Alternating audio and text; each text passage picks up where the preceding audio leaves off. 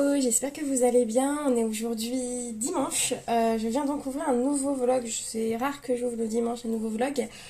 Juste parce qu'en fait j'ai pas mal de choses à vous montrer.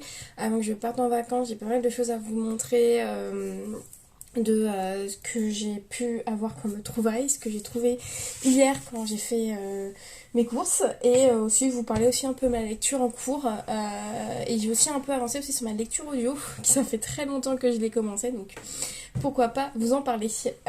Donc je vais déjà commencer par mes petites trouvailles de ce week-end. En fait ce week-end je suis allée donc revendre des portables que j'avais, donc des vieux portables à Easy Cash, et je suis allée en fait dans le côté Easy Cash aussi livre, où il y a à vendre, c'est pas bien. Et en fait, moi j'en avais un à côté de chez moi, il était pas top, les livres ils étaient mal rangés, les livres ils étaient pas intéressants. Et là on est allé dans un Easy Cash un peu plus loin, mais avec un peu plus de choix. Et les livres étaient super bien rangés, et j'ai trouvé deux trouvailles, et je suis trop contente parce que vraiment je les ai pas eu cher, et ils sont en très bon état. Donc voilà, donc j'ai trouvé deux livres. Donc deux livres à 3 euros. Donc rien. Dont un brochet quand même qui vaut, d'habitude ça vaut quoi ces brochets là, une vingtaine d'euros, je l'ai eu à 1 euro. Hein. Donc ça va. Et ce petit livre là que j'ai eu à 2 euros. Donc le premier c'est donc Baby Jane à Broadway de Ahava Sorarouf, qui a eu donc le coup de cœur du prix du livre romantique. Il est sorti... Je vais dire ça. Il est sorti en 2018. Il est récent. Il y a Clarisse Sabar qui a dit que c'était un roman captivant. Une héroïne que l'on prend plaisir à voir sortir peu à peu de sa coquille. Des personnages, il y a une étiquette, forts qui me trottent encore dans la tête. Je vais vous lire donc le résumé. En 1988, Andrew Lloyd Webber triomphe à New York avec Le Fantôme de l'Opéra, tandis que Tess, ex-danseuse souffrante d'agoraphobie depuis qu'elle a réchappé à un incendie meurtrier, vit recluse dans un quartier de Brooklyn. Chaque pas hors de chez elle, chaque pas hors de chez elle est devenu un effort, mais la passion de la danse est toujours là, brûlante. C'est elle qui pousse Tess à franchir un vendredi matin les portes du théâtre Wonderful, où se tiennent les auditions pour un spectacle d'un genre nouveau, le cabaret burlesque. Là, sur la scène du Wonderful, Tess deviendra Baby Jane. Une Baby Jane audacieuse, vibrante et libre. Un bouleversant roman de reconquête de soi qui nous plonge dans l'univers enivrant du cabaret des années 80. Donc voilà, donc ça se passe à New York, ça a l'air hyper sympa, je connais pas du tout. Ava Sorafou est née en Alsace, a grandi dans les environs de Grenoble et vit depuis plusieurs années en Écosse. Elle enseigne la philosophie et écrit des histoires qui s'inspirent de ses nombreux voyages. Coup de cœur du jury du prix du livre romantique 2018, Baby Jane à Broadway, est son premier roman. Voilà, je sais pas si vous connaissez, en tout cas il y a eu des gens qui ont lu ce livre-là de blog. C'est marrant, maintenant c'est plutôt Instagram, maintenant c'est blog, avant c'était blog. Voilà, donc il y a eu, c'est un beau petit quand même bébé, hein. 400 pages, mais voilà, j'étais très contente, je connaissais pas du tout, et en fait quand j'ai vu que c'était un... Surtout au départ j'ai lu le résumé, je suis sûre c'est pas mal, et quand j'ai vu qu'il y avait une pastille en prix pour coup de cœur du prix du livre romantique, je me suis dit il doit pas être si mal que ça. Donc voilà, dites-moi vous en commentaire si vous connaissez, moi je connaissais pas du tout cet auteur et ce livre-là. Donc voilà pour le premier livre. Le deuxième donc s'appelle Des fleurs pour la couronne. Je l'ai déjà vu sur Instagram plusieurs fois passer. Et c'est une série en fait qui s'appelle Albert Campion. Ça se passe à Londres. Mais je sais pas si c'est un tome 1, un tome 2. Je vais me renseigner parce que j'aimerais bien savoir. Il est tout petit, hein. Ouais, il fait même pas 300 pages. Je vais vous lire le résumé. Londres 1911, la famille Barnabas, à la tête d'une prestigieuse maison d'édition, subit un premier coup de sort lorsque l'un des neveux du fondateur, Tom Barnabas, s'évapore en pleine rue sans laisser de traces. 20 ans plus tard, c'est un autre neveu, Paul Brand, qui disparaît dans des circonstances tout aussi mystérieuses. Son corps est retrouvé peu de temps après dans la salle des archives de la maison. Les regards se tournent alors vers les cousins des victimes, les seuls à tirer profit de la mort de Paul. Pour se laver de tout soupçon, ces derniers font appel au détective Albert Campion. Mais certains membres de la famille Barnabas ne sont pas prêts à voir leur secret sortir au grand jour. Voilà. Ça a l'air pas mal du tout. En plus, ça se passe à Londres. Trop bien. Ouais. Donc voilà, tout petit livre. Il est sorti quand? Mais je crois qu'il est récent, hein, si je me trompe pas, hein. 2020. Ah, enfin, il est sorti en 94 pour la première fois pour les éditions du Masque. Là, c'est une réédition de 2020, donc ça a 3 ans, hein, donc ça va. Donc voilà, ça c'est pour mes deux petites trouvailles donc chez Easy Cash. Voilà, j'ai aussi donc, je pense que vous l'avez vu plusieurs fois passer sur Instagram ou même sur YouTube. J'ai vu en fait, donc j'ai vu en fait que donc Le Monde de la Vie sortait en fait un, une édition spéciale sur Agatha Christie. Et bon voilà, je me le suis prise. Je me le suis prise et voilà, c'est que du Agatha Christie de A à Z. Hein, vous avez de tout, tout, tout. Il y a une chronologie qui est super sympa. Très bien faite. Voilà. Je pense que vous l'avez vu plusieurs fois passer sur Instagram. Donc bon, je vais pas vous le remontrer si vous l'avez déjà vu. Mais en tout cas, je l'ai trouvé. Je suis trop contente quand même de l'avoir trouvé. Il est assez cher, hein, 10,99€ quand même. Il y a des poches qui sont moins chères. Hein. Voilà. Donc ça, c'est ma petite trouvaille aussi. Donc comment ça s'appelle, au marchand de journaux. Niveau lecture en cours, je suis toujours je vous ai donc quitté sur la collection perdue de Pauline Bert de Pérignon. J'ai pas trop avancé, je suis à la page 57. Je le lis vraiment, j'essaie de y aller pas à pas parce que vraiment si je me mets mon nez dedans, je pense que je le finis en une journée. Il est vraiment encore très bien, ça parle encore donc de la famille Strauss qui est en fait donc une arrière petite fille de Pierre Strauss, Paul Strauss, un P, un peu plus. Je vais vous dire ça. Il y a même un arbre. Jules Strauss, alors Paul puis Pierre. Il y a même un arbre généalogique de la famille Strauss.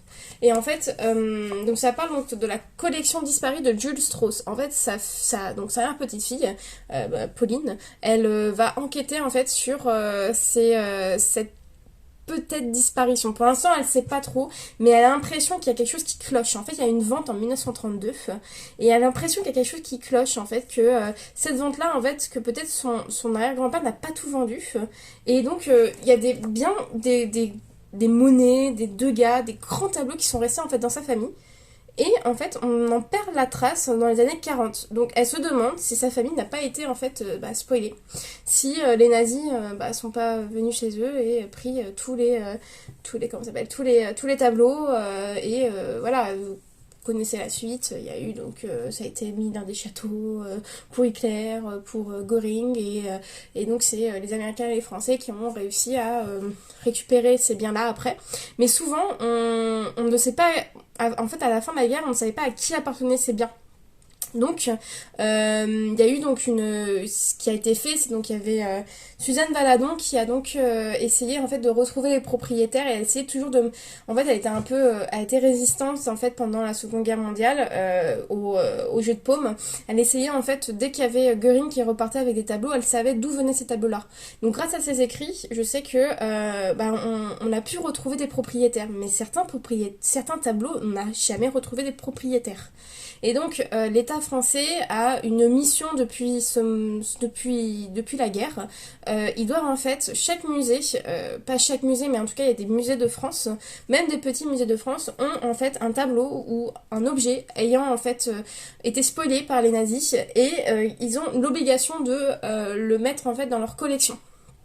Et en fait, ça permet en fait aux personnes, si par exemple ils ne savent pas où est leur tableau, de venir visiter le musée et de voir ce tableau-là et de dire mais ça me dit quelque chose.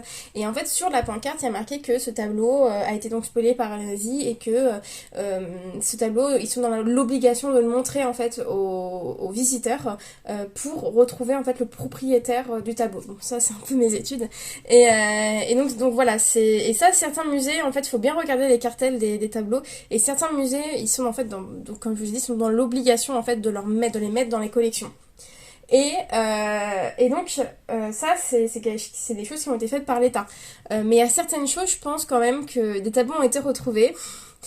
Et quand même, je pense qu'il y a une appropriation quand même, peut-être de l'État ou de d'autres personnes. Et je pense que ça va peut-être nous mener à ça en fait. Peut-être que des gens vont dire bah c'était le mien, ils l'ont revendu à d'autres musées, je ne sais pas. Bon bref. Donc là en tout cas on est souvent sur l'enquête. Elle va en fait donc, au musée d'Orsay, elle va faire en fait, des enquêtes sur la vente de son arrière-grand-père en 1932. En tout cas, moi j'adore, je dévore, c'est totalement en lien avec mes études, donc je suis un peu passionnée par ça. Et donc voilà, donc je suis à la page donc, ouais, 57, donc j'avance petit à petit, mais sûrement.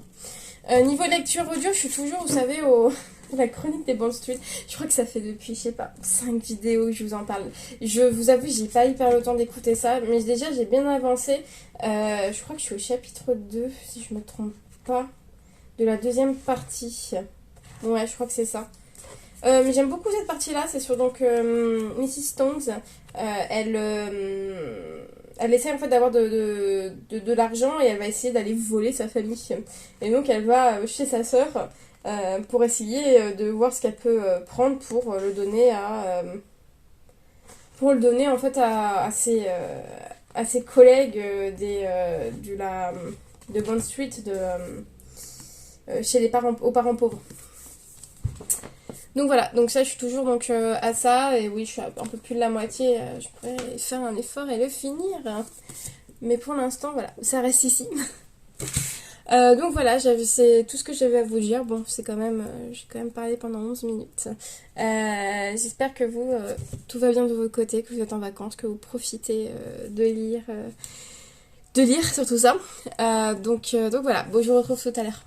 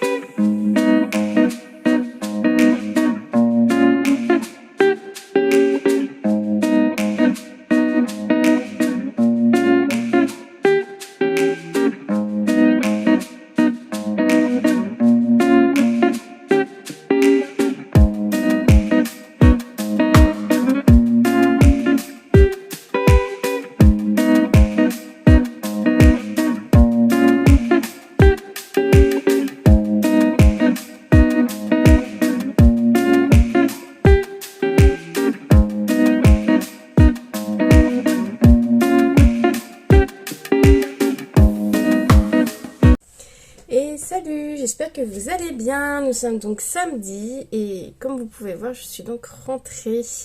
J'ai pas mal de choses à vous dire avant de clôturer ce vlog parce que vraiment ce vlog c'est vraiment dédié à Londres. Donc j'ai quand même pas mal de choses à vous dire, tout ce que j'ai pu avoir. Je suis désolée si vous entendez du bruit, c'est mon chat qui joue avec une mouche. Donc je vous disais que j'ai pas mal de choses à vous montrer. Par quoi commencer? Déjà, je vais donc peut-être vous parler de Londres, tout simplement. Nous, on est allé donc avec mon copain, on est allé en fait à Londres. On va dire, c'était surtout pour aller au studio Harry Potter, si on avait eu des places. Et, donc on est allé au studio Harry Potter et c'était super bien. J'avais pu voir les images juste avant. On a adoré, c'était magnifique. On avait vraiment l'impression d'être totalement dans les films, immergé dans les films. Et vraiment on a vraiment adoré ce studio. Je sais pas si vous avez déjà fait, mais en tout cas c'est grandiose, c'est top. Et donc à la fin, donc il y avait une boutique. Et donc bien sûr à la boutique, on a pris des trucs. Première chose, j'ai pris cette petite tasse là, trop belle, sur la plateforme 9 3 quarts. Notre Airbnb était situé juste à côté de King Cross, où il y avait en fait la plateforme 9 3 quarts du film. Bon, je fais un petit thé. Donc cette tasse là, Matcha. Cette tasse là, après on a pris pas mal de trucs, de porte-clés, on a pris qu'est-ce qu'on a pris, on a pas mal de trucs, mais voilà, je vais vous montrer un peu ce que moi j'ai surtout pris. Donc j'ai pris cette affiche là. Moi j'ai déjà une affiche qui est dans mon bureau, en fait sur la porte de mon bureau, c'est la carte des maraudeurs, que j'adore. Donc celle-ci je sais pas encore où je vais la mettre. C'est en fait dans la bibliothèque, c'est un genre de papier peint, donc je peux pas trop mettre de choses dessus. Vous voyez, du scotch, donc ça enlèverait le papier peint, donc je ne sais pas encore où je vais le mettre. Matcha, chut, il a coincé la mouche. Matcha, laisse. Voilà, et on s'est pris le tome 1 donc d'Harry Potter donc en anglais. Je crois que donc c'est la maison d'édition qui a donc fait la première en fait édition, et ça a été donc réédité pour les 25 ans d'Harry Potter. Donc voilà, nous on a adoré la couverture, on l'a trouvé vraiment trop belle. Donc c'est pour ça qu'on se l'est pris, donc il y avait toute la collection. Mais on s'est pris que le tome 1 en anglais, donc ce sera dans notre collection. C'est une collection là juste ici d'Harry Potter, donc ce sera dans notre collection Harry Potter à mettre. Donc voilà, magnifique. Vraiment trop contente. Donc voilà, j'ai pris des chevaux grenouilles, des choses, on va dire, très sympas Harry Potter. Après, donc on a fait, le même jour, on a fait en fait le musée Sherlock Holmes. Je vous ai pas montré d'image parce qu'on pouvait pas filmer. Mais c'était sympa, c'était assez cher pour ce que c'est, parce que c'est une maison sur 3 étages. C'est pas hyper intéressant. En fait c'est une reconstitution, donc c'est vraiment comment dire l'adresse que Conan Doyle a donnée à Sherlock Holmes et à Watson, mais voilà, c'est pas oufissime en tout cas, mais la boutique est très sympa. Et donc on a fait quelques achats en boutique. Alors déjà le billet est aussi très sympa. Attendez, je vais vous le montrer. Le billet c'est ça, il est vraiment trop sympa, il est super grand, vous voyez, il fait toute ma main. Je me dis peut-être qu'en ça s'appelle en marque-page, voilà, il y en a 2. En marque-page, ça ferait vraiment sympa. À voir, peut-être le coller et le faire en marque-page. En tout cas, il est vraiment trop beau, vous voyez même pas. Voilà, c'est Baker Street. Voilà, donc ça c'est le billet. Il nous donne aussi à lire, c'est en fait la plaquette pour lire en fait ce qu'il y a dans le musée. Vraiment trop beau aussi, c'est un peu, on dirait un vieux journal. Voilà, donc ça c'est ce qu'il nous donne. Donc à la boutique on a pris pas mal de trucs. Donc j'ai pris un marque-page en noir. Hop. Qui est vraiment sympa. Un peu or. Je vous laisserai lire en anglais, j'ai un très très mauvais accent, je vais pas vous lire ça. Voilà, ça c'est le marque-page. Je me suis pris aussi un autre marque-page, comme ça. Trop beau. It's not holding if it's books. Voilà. Et je me suis pris deux petites cartes comme ça. Aussi sur Sherlock Holmes. Je vais sûrement, je ne sais pas encore quand, mais sûrement vous faire gagner en fait une de ces cartes là. Et en fait j'ai pris deux marque-pages comme ça. Donc je vais sûrement vous faire gagner en fait. Peut-être faire, j'hésite à faire en fait un petit concours genre Sherlock Holmes.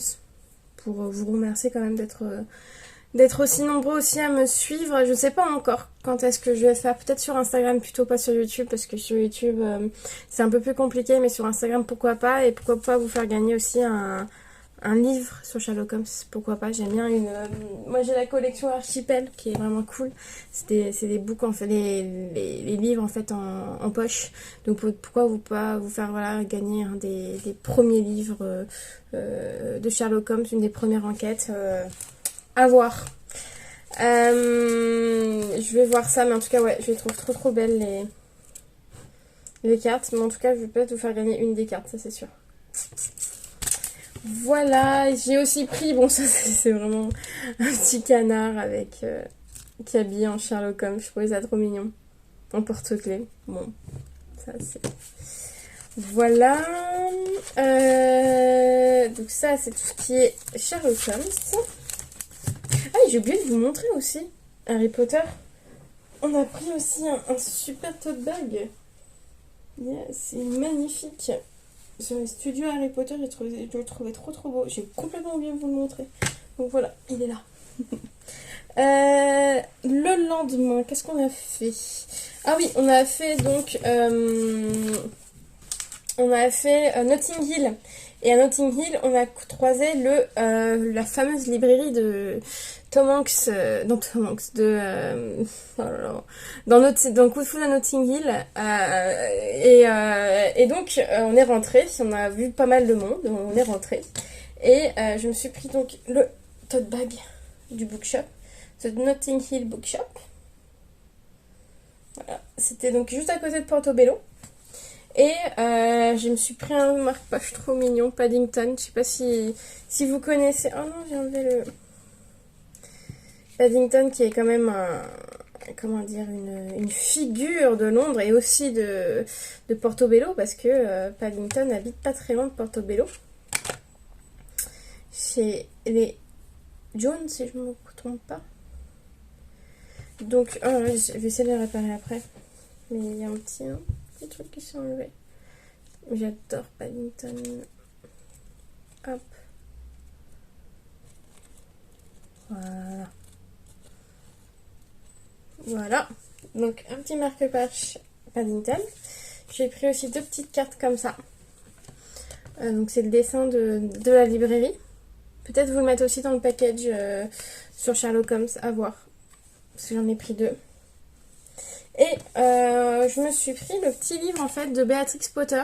Alors je sais pas si vous connaissez Béatrix Potter. Moi je l'ai découvert en fait dans le tome 2, 3, 2 ou 3 3, pardon, des 7 sœurs. Béatrix Potter est quand même dans le tome 3, donc ça se passe en Angleterre. Elle est beaucoup mentionné cet auteur, non, cet auteur, oui, de livres pour enfants. Et comme je connaissais pas trop son œuvre, et j'ai vu qu'il y avait donc le premier tome qui s'appelle donc Peter Rabbit. Peter Rabbit, je crois qu'il y a un film aussi qui est sorti sur lui. Et voilà, donc c'est Béatrix Potter et je le trouvais trop mignon. Donc je me suis dit que je vais le prendre, il est tout petit. Vraiment, c'est vraiment des contes pour enfants en fait. Et donc on a vu aussi qu'il y avait aussi les aventures de je sais plus qui, Renard, Rat. Donc c'est vraiment une auteure qui a écrit beaucoup de livres pour les enfants. Voilà, il y a The Tale of Benjamin Bunny.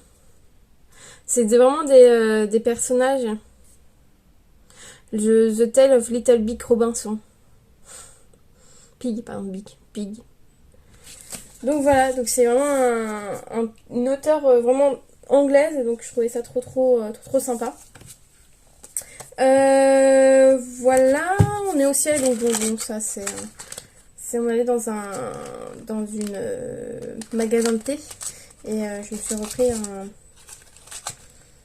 savez, une boule à thé parce que la mienne a été cassée.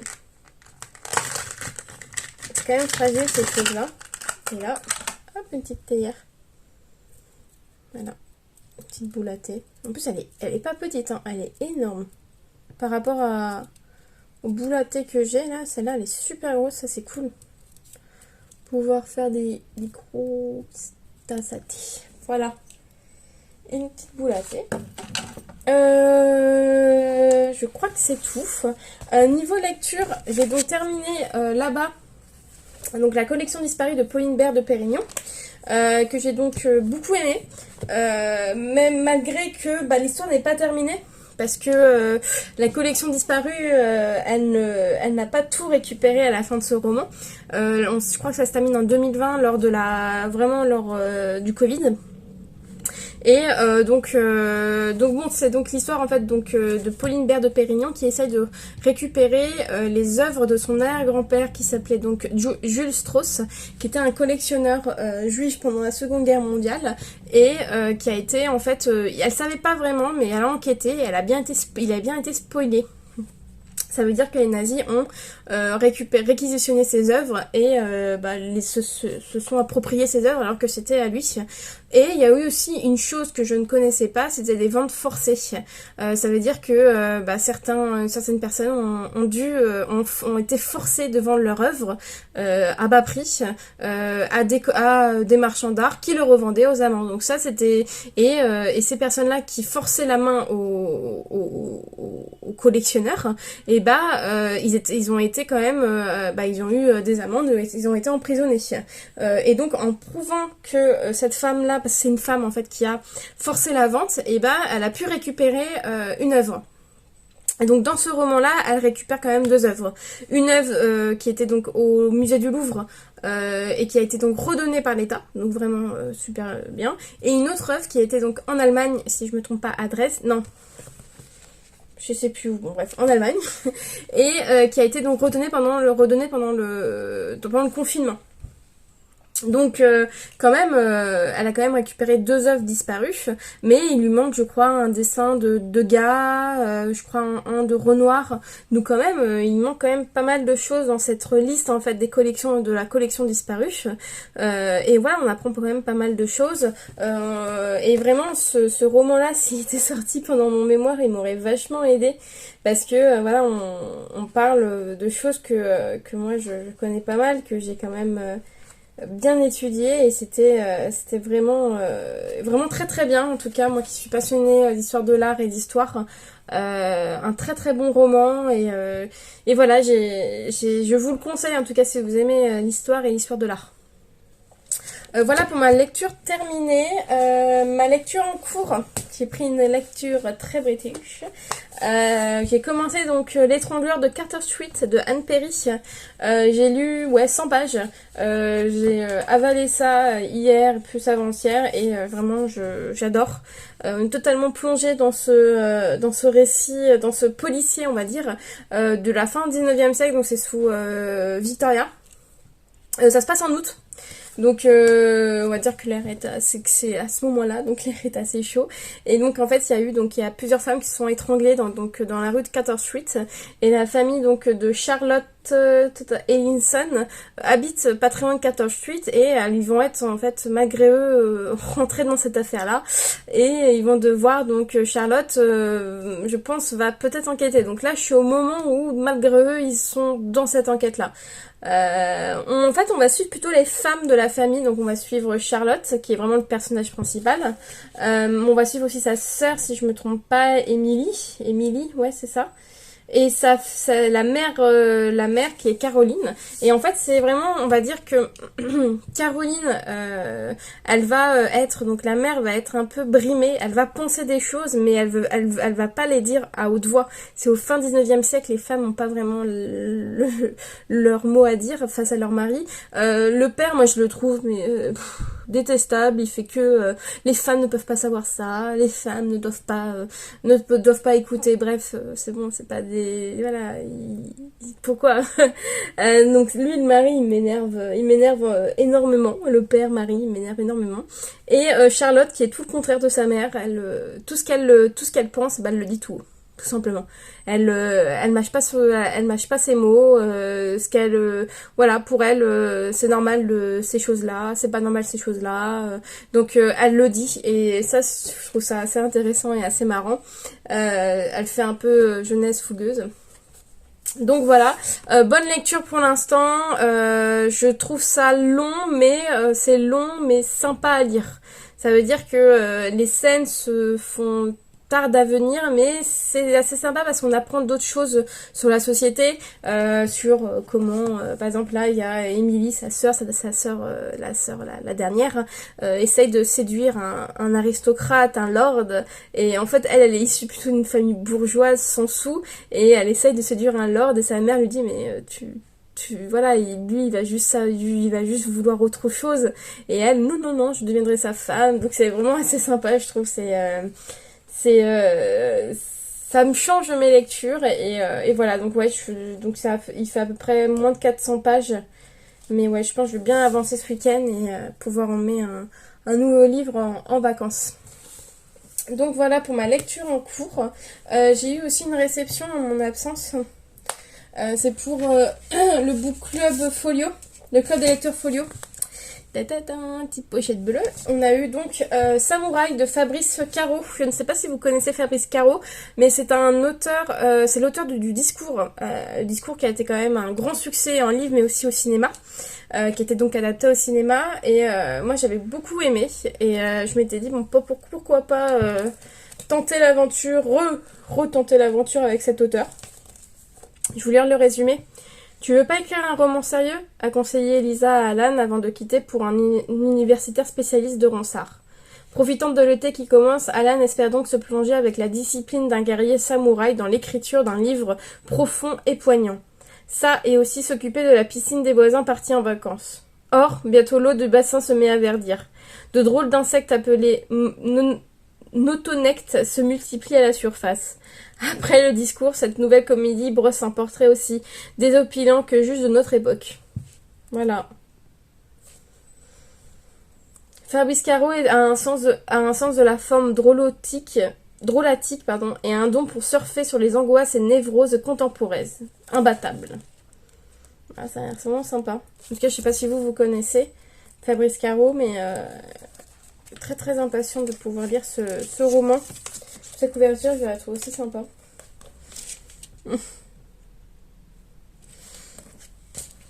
Donc voilà pour ma réception de quand j'étais absente. Donc je vais vous laisser là, je vais clôturer ce vlog ici. Je vais en ouvrir un autre sur une autre semaine de vacances, comme ça vous verrez un peu ce que je fais et où je vais, parce que pour l'instant j'ai tenu au secret d'où j'allais. Je vous dirai, vous verrez ça plutôt en image. Vous verrez ça plutôt dans le prochain vlog. J'espère que ce vlog vous a plu, que vous avez pu voyager aussi avec moi à Londres, que vous avez pu aussi découvrir et noter des lectures qui vous plaisent. Donc voilà, donc je vous laisse là, il vous retrouve donc dans un prochain vlog pour de prochaines lectures.